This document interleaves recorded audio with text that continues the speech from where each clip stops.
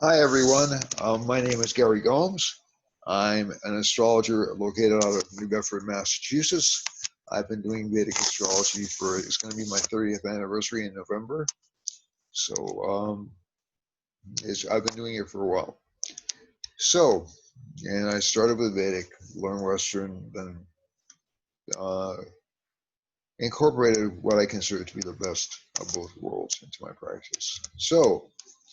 But unlike a lot of Westerners, I started with Vedic and learned Western after. The main purpose of this broadcast is to apprise you of the upcoming events over the next month, how it affects the world, how it affects your individual signs. Hopefully we can teach a little bit of astrology. I am going to have classes dedicated to teaching astrology soon, and I have made you promises of having better equipment. So shortly I will set that up. It just seems to I never have time, but I'll have to make the time to do it. And let's begin. Let's get right to it. Okay, so the big news is September 20th, as I'm talking to you right now. The big news this week is we've had two major changes. On September 18th, Rahu and Ketu left Gemini and Sagittarius. And that's been a really big event for a lot of people. It hits, especially for the following signs, and these are Vedic sun signs, but Vedic sun signs, moon signs, rising signs. They've had a remarkably difficult time over the past 18 months or so, since around March of 2019.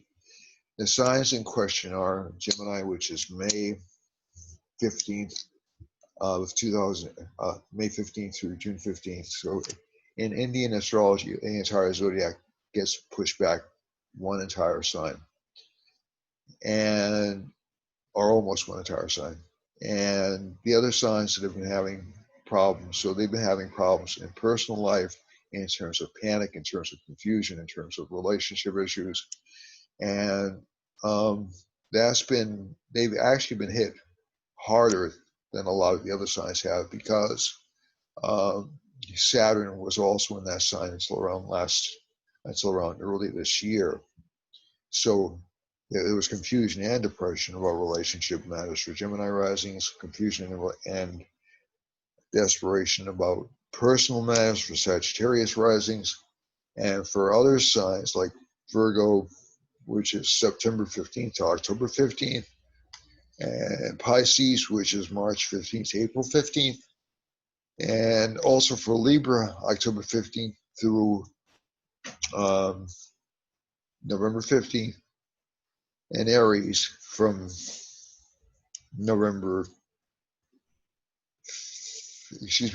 Aries from April 15th through May 15th.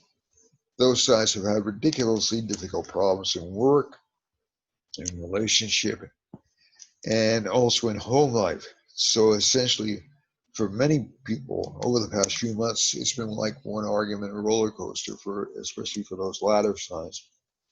And also in terms of work life, all those signs have been stifled, or rather put on the back burner.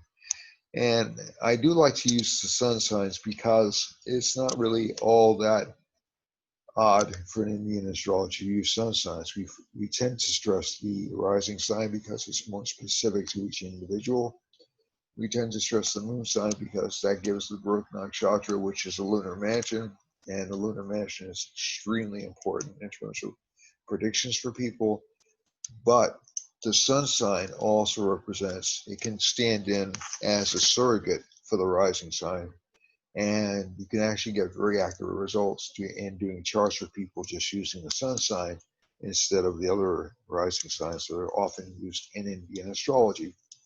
And I'm sure a lot of my astrologer friends will want to kick me in the head for saying this, but they actually do produce accurate results. There is an entire chart in India called the Sudarshan, which compares all the three charts puts them together in one chart and just goes through what house is being represented this particular year. And we'll look at the U.S. chart, and we'll look at that chart for the U.S. as part of this particular lecture. But also, one of the things we want to look at is how transits affect us, because I don't know each of you individually. I don't have your major planetary periods. If you came in for a reading to see me at 854 Brock Avenue, or called me at 508-525-0001, or even emailed me at garygomesg@gmail.com or at neivis@comcast.net or crystalexpectations@comcast.net. You could make an appointment for a reading. And we also have a crystal store in the south end of New Bedford.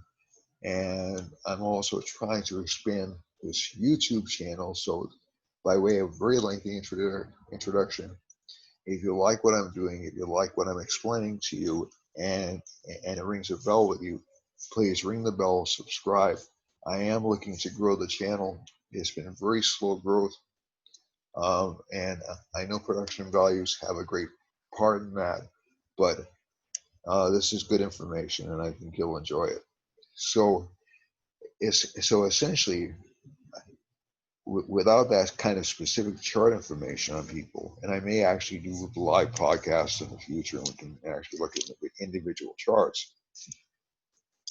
Without that kind of specific information, a sun sign is a good substitute for people, because in a very general way, it can give you an idea of the kinds of problems or the kinds of situations you're experiencing. And it's not really a bad astrological technique. It's a perfectly acceptable one.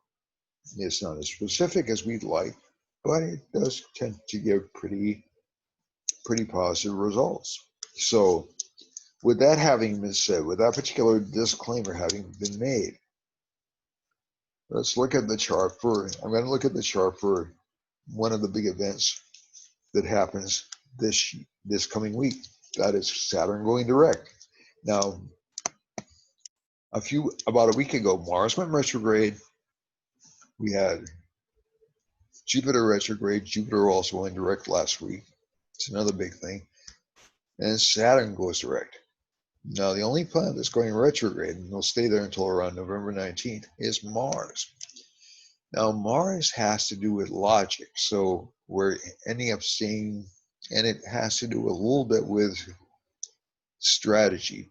So whenever you see a retrograde Mars, you can know that people aren't really planning properly. They're not really thinking properly. They're kind of overly aggressive or overly antagonistic in their dealings with people. And that's Mars is in its own sign right now. It won't be in its own sign in about a week. It'll be back in Pisces again. And so that'll make us kind of angry about our emotions for a couple of months. And then Mars will go direct again. And then we'll be angry about things that are logical and moving forward. But it's interesting because as I'm talking with you on the date that Saturn goes direct, the moon is in Aquarius. So this Saturn direct is going to have a large impact on government, and the reason I'm saying that is because the United States moon is in the sign Aquarius. That's one of the reasons I'm saying that in the Vedic chart.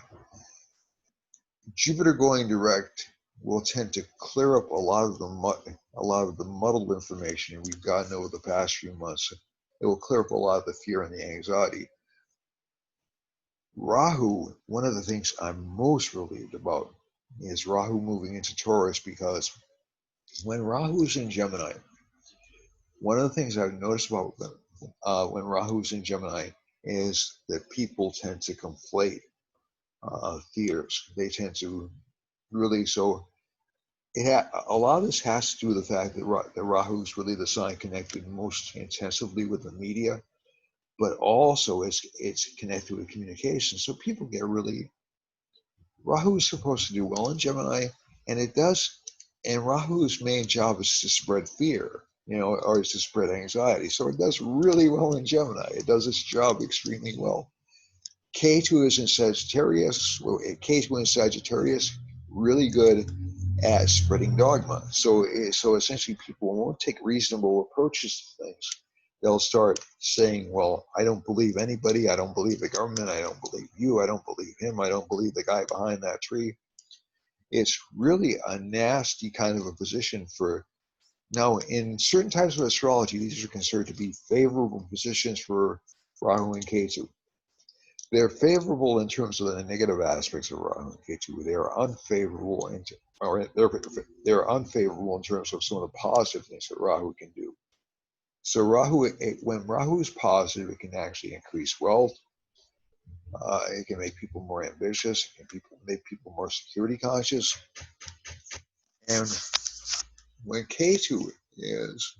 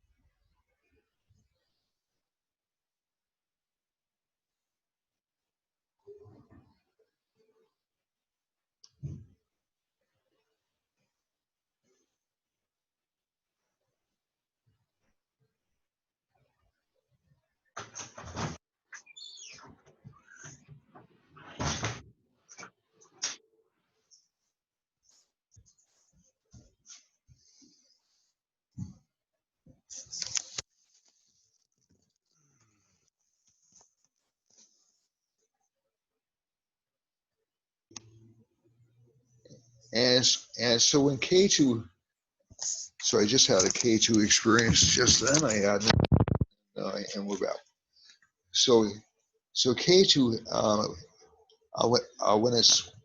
when it's acting properly, when it's acting well, will produce investigations. The truth will be uncovered. K2 in Sagittarius has us imagine the world as we wish it would be. and it can actually lead a little bit to illusion. It was with Jupiter, so there was a little bit of a the one thing I dislike about Jupiter is, as a planet is that there's a little bit of a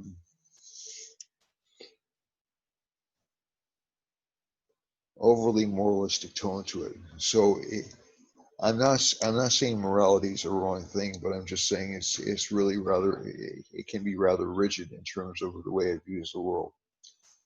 Saturn as a planet, when it goes direct, a lot of bills that have come past, a lot of things that are new to people should get resolved. So a lot of the delays we saw about the stimulus package, things like that, that should be resolved, I think, within about a week.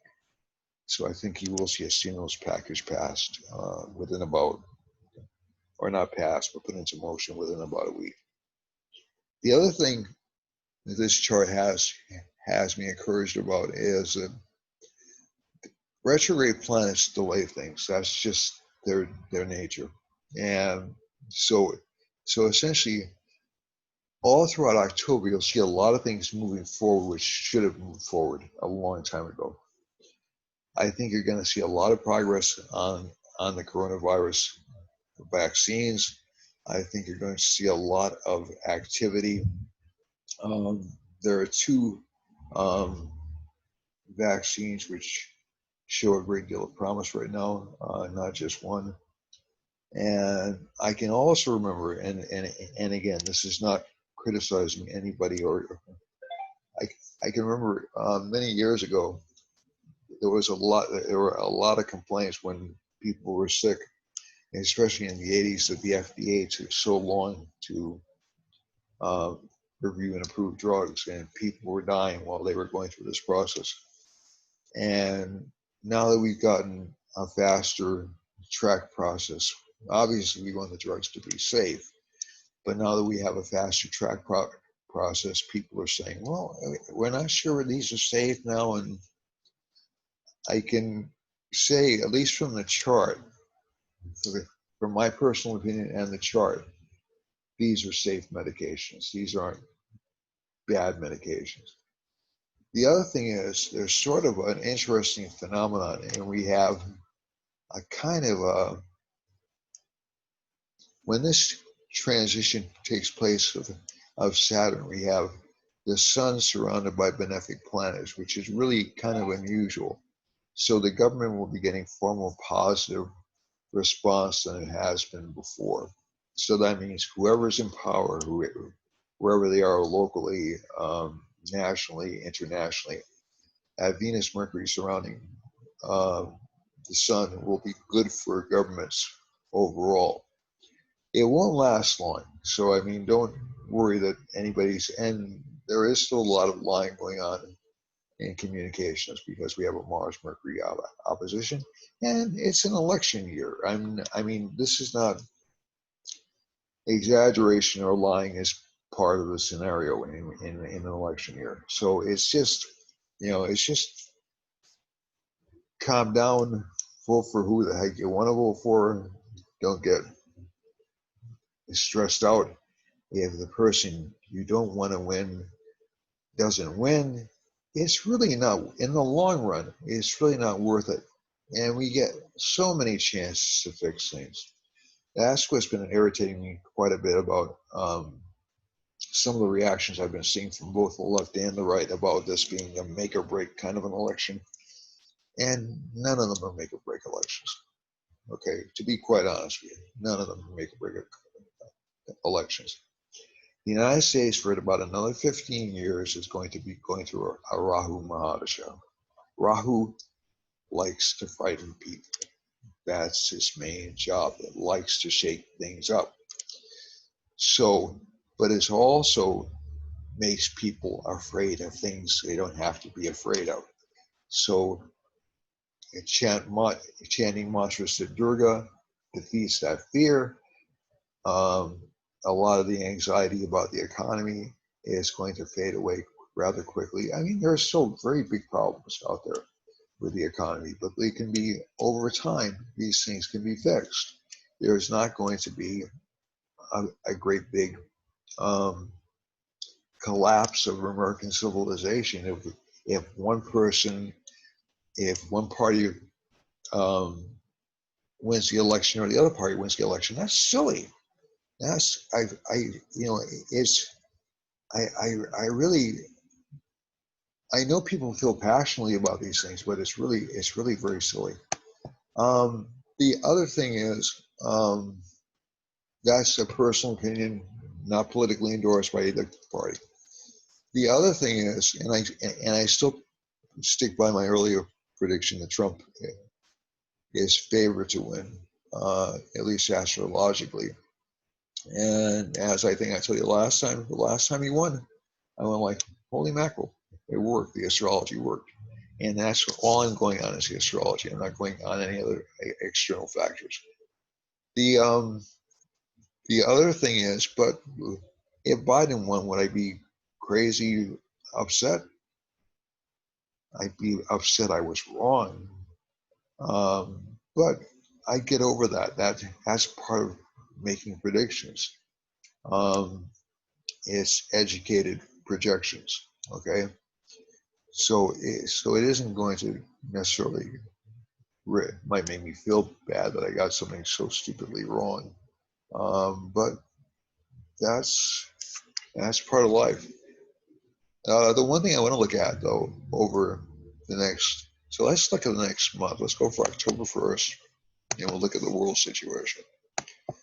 So it isn't that I don't care who wins. I obviously care who wins, but I'm gonna chalk it all in and say it's the end of the United States as a country. No. And my advice to you is not to do that either. Because the world just doesn't work that way. Okay. So we're gonna go with midnight, October 1st. So we're gonna look at the month of October. And month because my birthday month. I'm so selfish.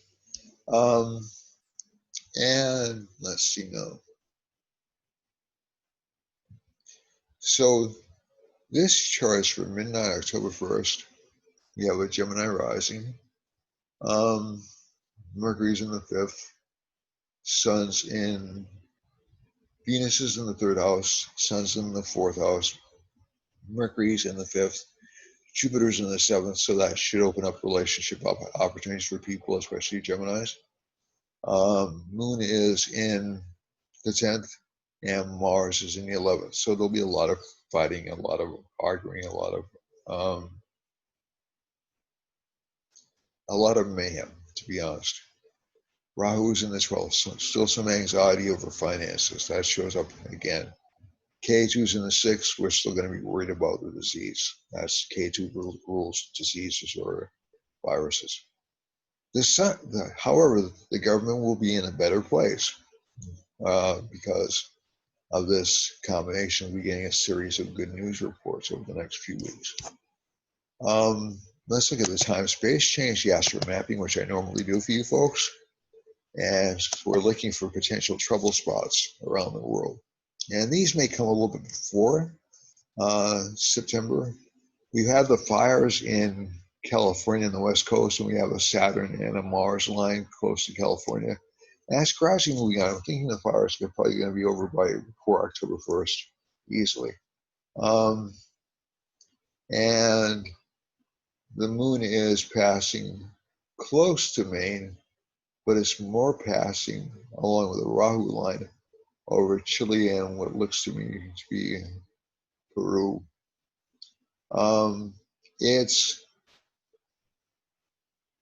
So there'll be some kind of a panic or some kind of a negative activity between the border of Peru and Chile. You'll also see possibly some earthquake activity or possibly some natural catastrophe or problems off the coast of Alaska. And we've heard in Europe on the news lately, we've heard that the virus is spreading, is gearing up for the second part of a first wave, or the first part of a second wave, or something. And Rahu is giving a rise to fears or anxiety. Now, this won't be again. This won't last long. It's really only just start hitting, and this will also go down through most of Africa, through Algeria, and into a place like Gabon, which is Gabon's over here, excuse me, Ghana, and areas like that. There will be a Mars line going over the southeast tip of what I believe is Saudi Arabia. And there's a moon line. I have to creep in going through Turkey. So again, Turkey is going to feel anxious, but it'll also feel more optimistic. It'll probably get some good news. But this is Ankara. This is really right around Ankara, right here. And Egypt will also feel a lot of anxiety. I know people in Turkey, they're anxious about the virus spreading. I think that the government will actually be able to calm that down a little bit and make people feel more safe and secure. Venus is running through India, so Venus should have a pretty good month financially. I'm sorry, India should have a pretty good month financially. And so should Russia. China will be very aggressive over the next month, though, especially with offshore and in the southeastern part of China.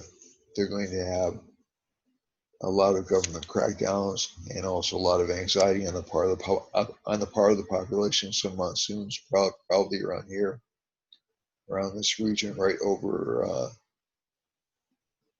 Singapore. And Mercury is going over Australia. Saturn's going over Australia, so Saturn will have some. Saturn and Mars are close together, so Central Australia is essentially over here, this region right here. They'll have some dismaying news, but it doesn't look like that catastrophic a month. I think the main thing I'm concerned about is this Rahu line in the United States passing through central Canada, then into Montana and Idaho. It looks like. No, it's not Idaho. Excuse me, and the Dakotas and Oklahoma and into Louisiana. So that could be the result of a after effect of a hurricane, but I'm thinking it might be something more serious over here. And that Rahu line, again, like I said, goes all the way down here. So this is, although it's rare for them to have earthquakes in this part of the world, it's not unheard of. And there's a Venus line passing right over Montana. So there'll probably be some problems with women over here, with women and also with pharmaceuticals. So Mars line passes over Brazil. Brazil's going to continue to have a tough time of it, although there's a Jupiter line. So they'll start to get their act together a little bit more in terms of addressing the virus. And there's a Saturn line right over here, which is in the far eastern tip of Brazil. And that'll probably give some problems to the more populated areas in terms of the virus. It'll also probably give some problems to the government, just because Brazil's become more and more conservative, and Saturn's a conservative planet. But overall, those are the key spots that I've seen that are experiencing trouble. Iran is definitely in trouble. You can see the line. Iran and Iraq are definitely in trouble. Syria and up through central Russia. So those will be the areas which will see the I would say, big spreads. The Mars line runs up through here. That looks to me like Iran and Russia. So you're going to see a lot more spread of disease and a lot more violence in Eastern Europe and Russia over the next few months. So at least on the chart, the areas that I'm concerned about are Europe, Central United States, Eastern Brazil,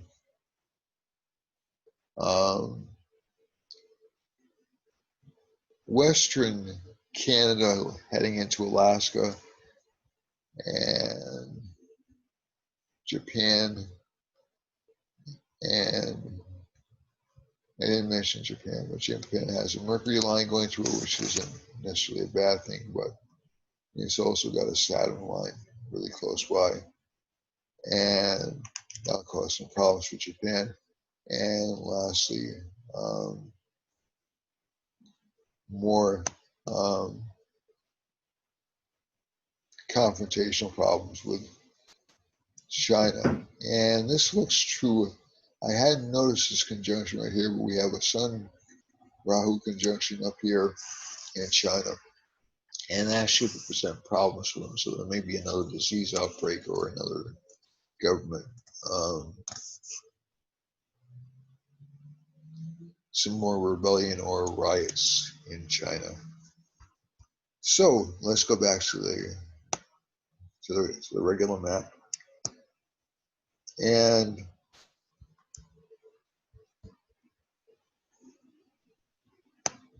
so many of these things are not, in terms of the election, actually, if we're talking about things like, let's look at the US map for just 1 second.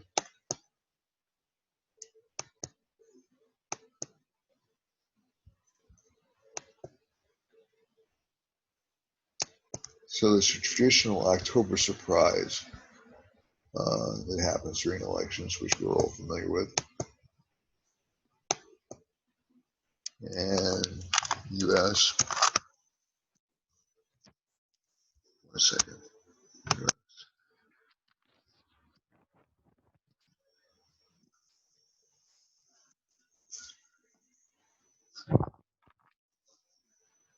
There we go.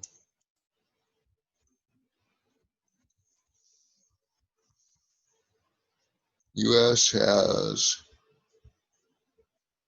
Saturn conjunct K2 right now, but it's really not close to K2. Saturn's really not close to K2. And we're in the Rahu Venus subperiod right now up until October 8th, and the Rahu Sun subperiod. So Rahu Moon subperiod is the most likely time for an October surprise. That'll be between October 18th and October 26th. And you'll be getting good news about cures. That's what's going to happen. That's what I'm pretty sure about, because the moon is in a nakshatra which is connected with medicine. Saturn nakshatra is intensely connected with medicine. You'll also be getting, I think, to a certain extent, you'll be getting some financial assistance announced between October 8th and October 18th. So both these things are projections based upon what I'm seeing in the news right now.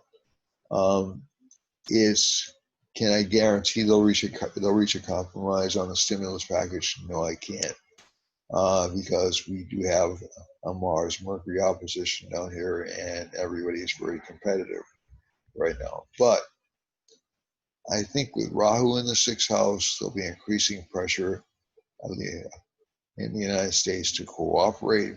With K2 in the 12th house, there'll be increasing pressure to give money away or to help people.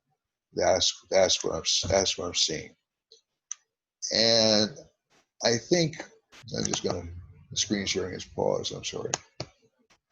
And I think overall, from these combinations that I'm seeing in the chart, we'll actually start to see some cooperation, some forward movement in terms of both the coronavirus epidemic and in terms of the financial growth. I said before, I thought this was a V-shaped recovery, and it may not be a,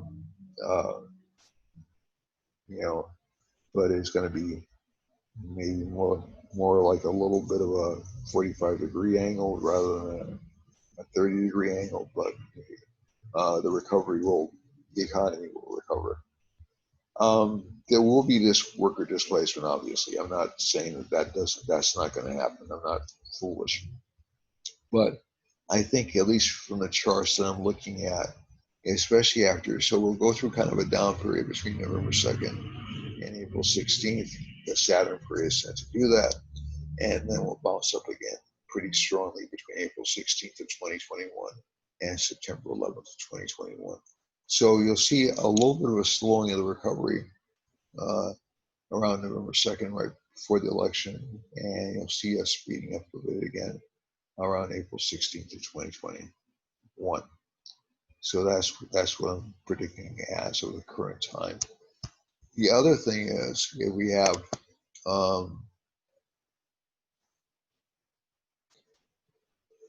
in terms of foreign powers, I just want to say this as well. Rahu's in the 6th. There'll be more direct confrontation over foreign interference or foreign governments interfering in the United States, and both economically and politically. But one of the things I'm optimistic with K2 going into Scorpio is that we'll have more knowledge about the way our economy has been manipulated over the past, I say about the past 40 years. So it's not something, it's not a conspiracy. It's just essentially the way that United States voters say, well, we don't like all this income redistribution stuff that's been going on. We don't like it. We're suffering from inflation. And I'm old enough to remember this because I was alive in the 70s. I was in my 20s in the 70s. We don't like all this inflation, so we're going to let the markets decide everything. And markets don't decide really anything. They're just trading for profit. So essentially, when you let the market decide, you're kind of like caught in this backlash. So if somebody decides they're going to try to push up the prices of things, they can do it. If somebody decides that they're going to try to hold on to something, they're going to do it. It's a profit-based system, and it's designed not on the inherent good for everybody, but on selfishness. Now, some people could argue that works out well for everybody in the long run, and who am I to say they're wrong? But there's also a downside to it in that it has a lot of short-term damage to people. So essentially, most economies around the world are based upon minimizing short-term damage. Most of them want to see companies do well, because when companies do well, when profits do well, usually the people in the country do well. I mean, that's a point in fact. But I don't know if that's been true overall in the United States. We tend to have short memories in this country. And so essentially, I'm looking for somebody or something which will actually say, okay, this is going to work out well for the profits, but also work out well for the people. And I haven't heard anybody come up with that kind of a solution yet. But I'm optimistic. Okay? So let's look at the individual signs. But just to get back to the point, and I don't want to belabor my own personal viewpoints, we have the Saturn subperiod. Saturn does tend to slow things down. Saturn's in its own sign, so it won't hurt the economic base of the United States. That's kind of a rule of thumb. By the way, the United States is in what's called the 7.5-year period of Saturn. So that tends to reshuffle industries. It tends to reshuffle people into different jobs, different occupations. A lot of times, it really doesn't do that much damage, to be truthful with you. Um, the Saturn transit in conjunction with Ketu, it's a little rough. You know, it's not really been a good look for the United States.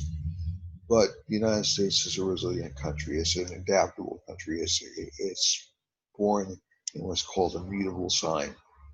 So if we have a Sag rising, you can bet your bottom dollar the United States is going to bounce back. The other thing is, let's look at the individual charts for what's happening over the next month. And so I'm going to start this time from Aries, which I normally do. The last time I switched around a little bit. And I'll start from September 20th because the planets aren't going to change signs that much. All right, so we have retrograde Mars. So a lot of people with Aries suns are going to be a little bit confused, a little bit anxious this month. They'll tend to have some relationship issues because Mercury's in the seventh house at the start of the month. It isn't down here, but it's in the seventh house at the start of the month. So there'll be concerns about lying or them lying to partners. There'll also be concerns about whether or not their partners will be working with them to fulfill their ambitions or desires, and but also they'll be lucky monetarily, and also they'll be lucky in terms of self-confidence and optimism and work. So again, some concern about relationship life just because of this Mars Mercury conjunction, which I'm not showing you right now. I'll show it to you in a second. But basically you'll have good news for Aries. For Taurus, Taurus has Rahu in the first house. Now this is kind of an interesting combination because basically Rahu loves Taurus because Rahu loves things. So this will make us much more materialistic as a culture, but also Taurus people will pay a lot of attention to Tauruses. People who have Taurus rising will care less about relationships, or Taurus suns, they'll care less about relationships. They'll feel a little bit alienated from a relationship partner, but relationship partner will be bringing in a lot of money because Jupiter's in the 8th house. Also, career life should be very good for them. Home life should be very good for them. Children will be a little bit of a burden, and also there'll be a lot of struggling for material success. So that's really the main theme of Taurus next month. From Gemini, Gemini is finally out of this confused state that it's been over the past year and a half, especially about relationship life and especially about career life. And it'll have a focus on building up a solid, steady career stream over the next month or so. And that'll be really, really good for it. It's got Venus in the 3rd house. It'll figure out how to charm people very easily. Sun's in the 4th house. Their status will rise. Mercury's in the 5th house. A lot of the effort they put forward and will bear fruit. And Jupiter's in the 7th house. And that'll give a lot of relationship opportunities. But relationship partners won't have a lot of money. They'll probably have land assets. And their career life will shift. So as we're seeing the October 1st chart, it's a full moon. You see that? So for this particular rising sign, career life will switch over a lot. It'll turn very positive October 1st. For Cancer, this is July 15th to August 15th, just to get our bearings again. A lot of happiness in home, a lot of success in pursuing desires, a lot of educational opportunities. Trouble with kids, though, again. Kids will be a little bit unruly to manage. 6th house has Jupiter in it, so there'll be more attention on illnesses. Married life will not be pleasant for the sign over the next couple of years. It'll ebb and flow, but overall, it's not going to be all that wonderful for them. It's not bad. It'll be stable. Okay, so let's put it that way. But there'll be a lot of pressure on this particular sign to have, and a lot of stability in marriage, in relationship life. Don't get me wrong, so it's not, but it can lead to breakups, especially if the sign, if the house, if the Lord of the Moon, that is, or if the Lord, of the Sun sign is badly placed. So let's say if you have your moon's in the 12th house, it's in Gemini. And over the past couple of years, you've been thinking about leaving your relationship partner anyway. Over the next 2 years, you'll probably do it. Okay. But again, that's an individual decision. I'm not saying that everybody who has a Cancer sun is going to get into a divorce. Some people will probably feel very content, very satisfied with their relationship partners. And a lot of them will. Statistically, we're not going to be taking from different signs. Okay. So Venus is in the first house for Leo rising. That's August 15th to September 15th. And that's going to be a really nice period for them, a very sweet period for them. They'll start to experience some career success, which they've had trouble with over the past year. Sun will be in the second house. They'll have money coming in. Mercury will be in the third house. They'll be able to try new things without fear of failure. And Jupiter's in the fifth.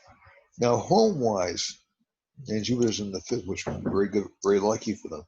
Now, in terms of home life, they may find themselves moving over the next few months, just because of K2 can separate a person from their home, but it may not happen until really the middle of next year. Saturn is in the sixth house, a lot of ability to overcome enemies, a lot of ability to be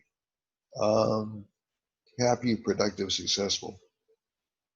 Moon is in the eighth house, so for this sign, they'll probably be doing a lot of research. Mars is in the ninth. That's a very good planet for this rising sign. Very lucky for them. They'll start to have fantastic luck. And Rahu's in Taurus in this chart, which means they'll probably have a couple of different job choices over the next few months. Virgo has the sun in it. It's surrounded by benefics. This sign can, I won't say it can do no wrong, but it's really, a lot of the planets are really well placed for it. Good for relationship life, extremely good for relationship life. Maybe new relationship partner coming in, maybe a couple of relationship opportunities coming in. Venus and Mercury make this sign charismatic. They make them popular. Everything goes easily for them. K2's in the third house. K2 will make this sign more aggressive, more assertive. Jupiter in the fourth house, home life will go very well. Saturn's in the fifth house, luck is there, but luck will usually have to be something which is drawn from the past, from past efforts. The moon is in the seventh house. We've already spoken about that a little bit. Mars is in the eighth house. This is the only bad aspect of this particular chart. So fights with the relationship partners will tend to be rather frequent for this sign over the next month. It'll change a little bit around the middle of October, but fights will still be there. Now, going to Libra. Libra has Mercury in it, aspected by Saturn. That creates a kind of a Raj Yoga or a special combination for Saturn. So this should be a very lucky month for those born October 15th through November 15th.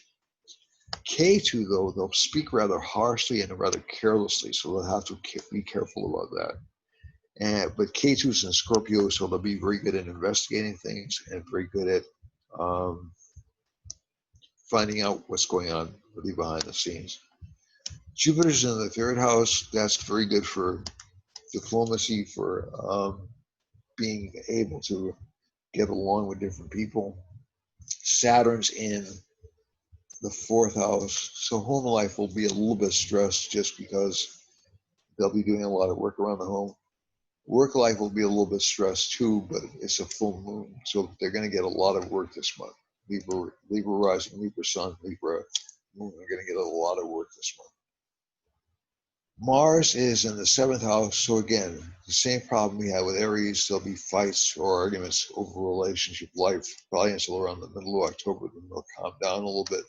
But Mars is still aspecting Mercury in the chart when we get to um, the middle of the month, because Mars starts a special kind of aspect.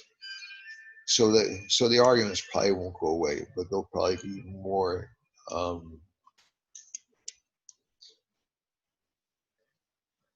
domestic squabbles, for lack of a better term. Rahu's in the 9th. Oh, and there is some possibility of land inheritance or money through land for the sign. My apologies, I forgot to say that.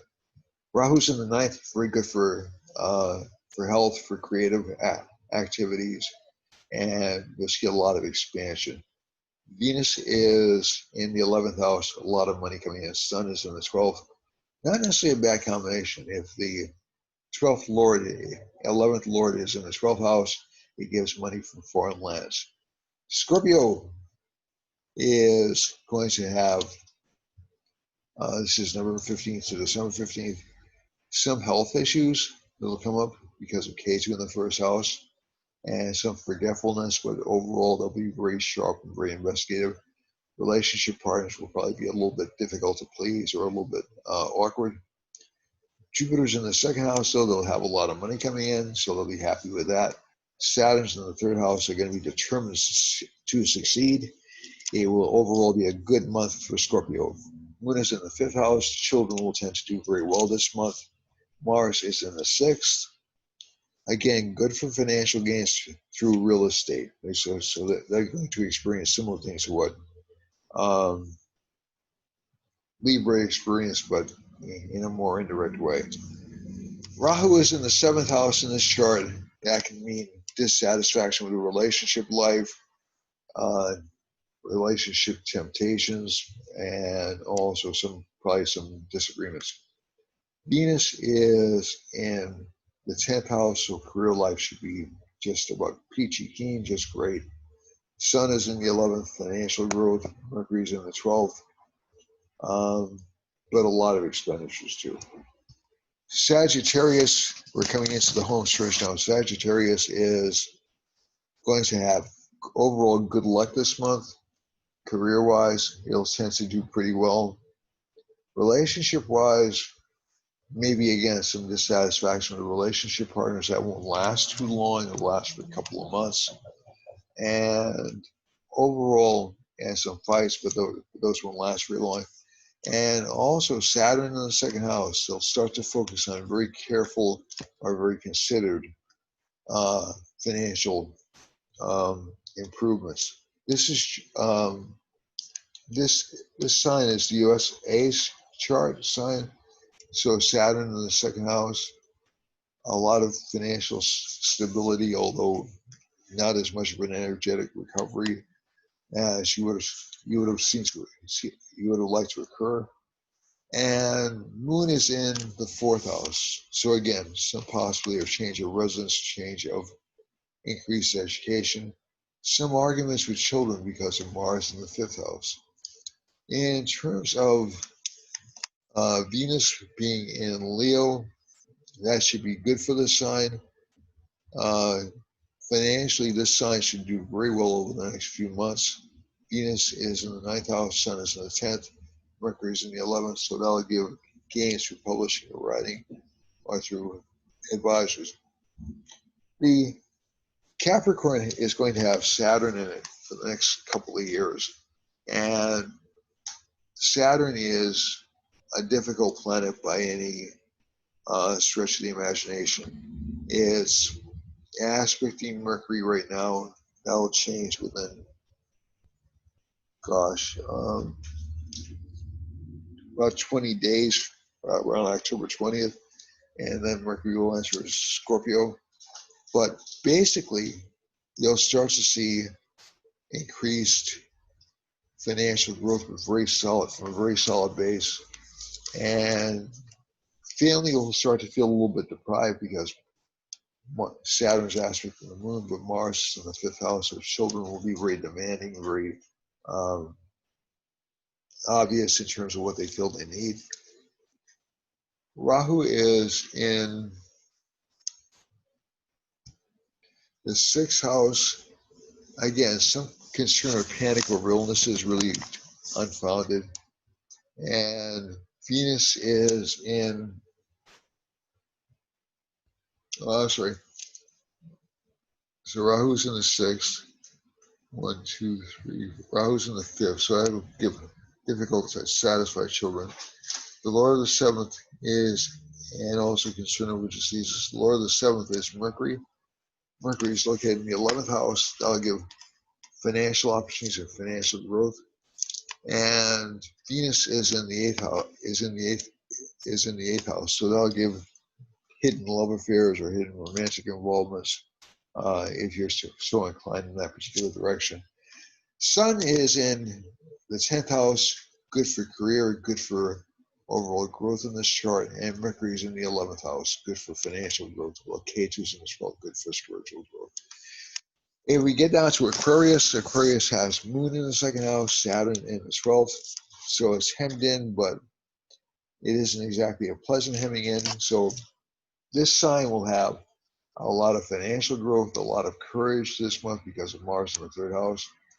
Change or dissatisfaction with the environment shows up.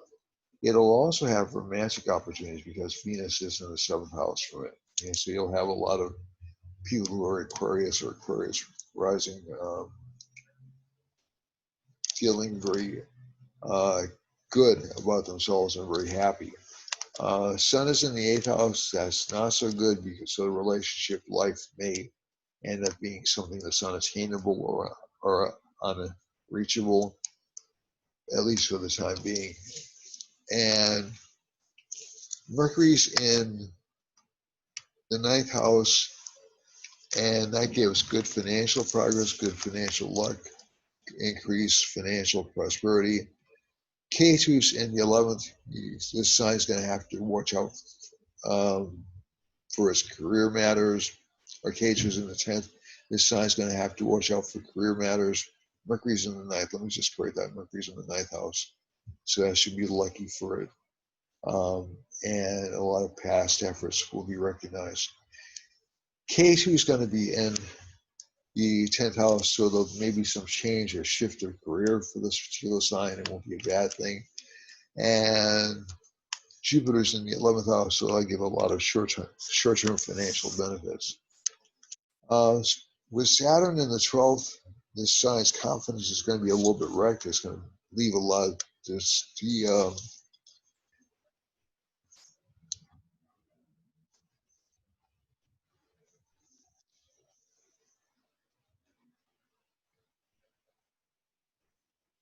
It's going to give a lot of the decision making to other people, and it's going to feel kind of like it wants to be a hermit. Now let's move on to Pisces. Pisces has the moon in the first house, Mars in the second, Rahu in the third. So this sign looks like it's going to do pretty well this month. That's a full moon. Mars is in the second, and it'll probably do well in speeches or in oratory, including getting new acting jobs. And Rahu is in the third house, so if this sign has any ambition at all, it should pursue it this month because you'll be unstoppable if you do something with ambition. And Mercury's in the eighth house. That's going to be not really a problem for Pisces rising. Mercury likes to do research in this chart. Rahu's in the third, so a lot of ambition. We already said that.